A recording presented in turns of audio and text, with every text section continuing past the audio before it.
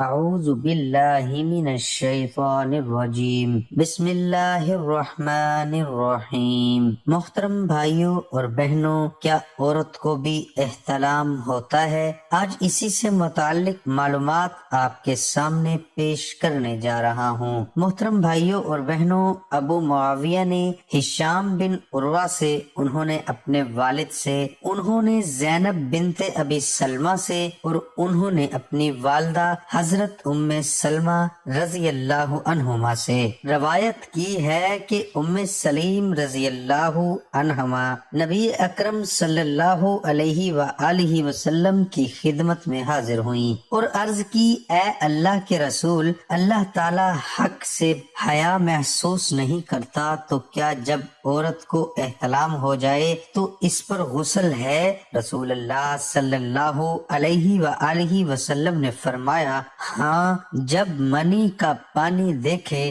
ام سلمہ رضی اللہ عنہا نے پوچھا، اے اللہ کے رسول صلی اللہ علیہ وآلہ وسلم، عورت کو بھی احتلام ہوتا ہے؟ آپ نے فرمایا، تیرے دونوں ہاتھ خاک آلود ہوں، اس کا بچہ اس کے مشابہ کیسے ہو جاتا ہے؟ یعنی نطفے کی تشکیل میں دونوں کے مادے کا حصہ ہوتا ہے۔ بیوی کا احتلام کیا ہے؟ حدیث نبوی صلی اللہ علیہ وآلہ وسلم ہے کہ عورت کی منی کیسی ہوتی ہے۔ حضرت انس رضی اللہ عنہ فرماتے ہیں کہ حضرت ام سلیم رضی اللہ عنہ نے حضور اکرم صلی اللہ علیہ وآلہ وسلم سے اس عورت کے بارے میں سوال کیا جو خواب میں وہ چیز دیکھے وہ مرد دیکھتا ہے، تو فرمایا، جب وہ یوں یوں دیکھے اور اسے انزال ہو جائے تو اس پر غسل واجب ہے۔ حضرت ام سلمہ رضی اللہ عنہ نے عرض کیا، یا رسول اللہ صلی اللہ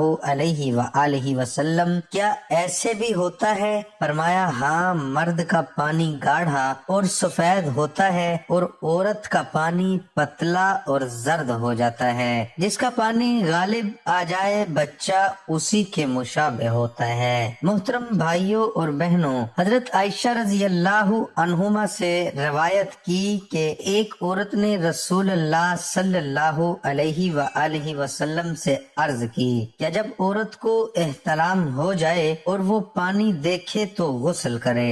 آپ نے فرمایا، ہاں۔ عائشہ رضی اللہ عنہما نے اس عورت سے کہا، تیرے ہاتھ خاک آلود اور زخمی ہوں۔ انہوں نے انہیں عائشہ رضی اللہ عنہما نے کہا تو رسول اللہ صلی اللہ علیہ وآلہ وسلم نے فرمایا، اسے کچھ نہ کہو، کیا بچے کی مشابہت اس کے علاوہ کسی اور وجہ سے ہوتی ہے؟ جب نطفے کی تشکیل کے مرحلے میں اس کا پانی مرد کے پانی پر غالب آ جاتا ہے تو بچہ اپنے ماؤں کے مشابہ ہوتا ہے، اور جب مرد کا پانی عورت کے پانی پر غالب آتا ہے تو بچہ اپنے چچاؤں کے مشابہ ہوتا ہے۔ حضرت ابو ہریرہ رضی اللہ عنہ کو احادیث و واقعات سیرت بیان کرتے ہوئے سنا، وہ اپنے بیان کے دوران میں کہہ رہے تھے، جس پر جنابت کی حالت میں فجر کا وقت آ جائے تو وہ روزہ نہ رکھے۔ میں نے یہ بات اپنے والد عبد الرحمن بن حارث کو بتائی تو انہوں نے اس کا انکار کیا۔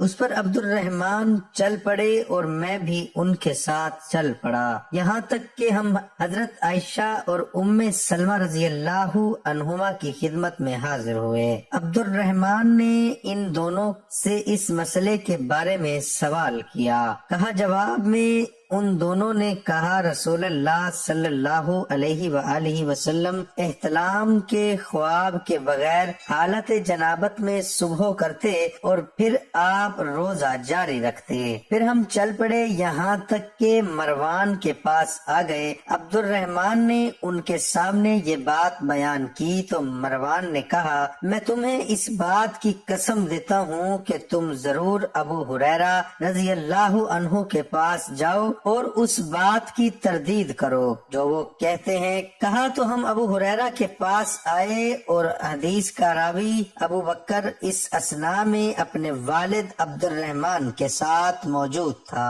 کہا تو عبد الرحمن نے یہ واقعہ ان کے سامنے بیان کیا تو ابو ہریرہ رضی اللہ عنہ نے پوچھا کیا واقعی ان دونوں حضرت عائشہ اور حضرت ام سلمہ رضی اللہ عنہما نے تم سے یہ بات کہی ہے؟ انہوں نے جواب دیا ہاں۔ ابو ہریرہ رضی اللہ عنہ نے کہا وہ اس مسئلے کو زیادہ جاننے والی ہیں۔ پھر ابو ہریرہ رضی اللہ عنہ نے اس مسئلے میں جو کہا کرتے تھے اس کو حضرت فضل بن عباس رضی اللہ عنہ کی طرف لوٹایا۔ ابو ہریرہ رضی اللہ عنہ نے کہا میں نے یہ بات فضل رضی اللہ عنہ سے سنی، نبی صلی اللہ علیہ وآلہ وسلم سے براہ راست نہیں سنی۔ کہا اس کے بعد ابو ہریرہ رضی اللہ عنہ نے اس بات سے جو وہ اس معاملے میں کہا کرتے تھے رجوع کر لیا۔ میں ابن جریح نے عبد المالک سے کہا ان دونوں نے فی رمضان کے الفاظ کہے؟ کہا اسی طرح کہا۔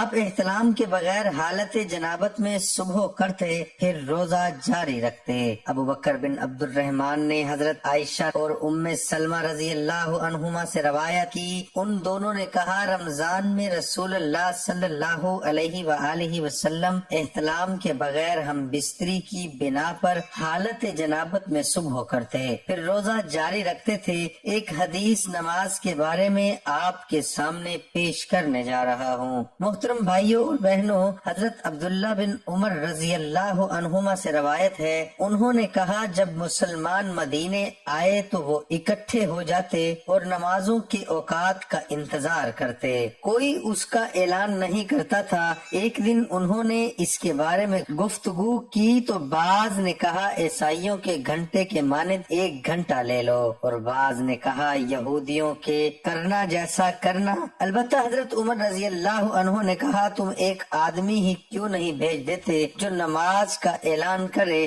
رسول اللہ صلی اللہ علیہ وآلہ وسلم نے فرمایا اے بلال اٹھو اور نماز کا اعلان کرو۔ دعا ہے کہ اللہ تعالی ہم سب کے تمام صغیرہ کبیرہ گناہ معاف فرما۔ یا رب العالمین ہم سب کی تمام پریشانیاں دور فرما، جو تنگ دست ہیں ان کی تنگی دور فرما۔ یا رب العالمین میرا سنانا آپ کا سننا اپنی بارگاہ الہی میں قبول اور منظور فرما۔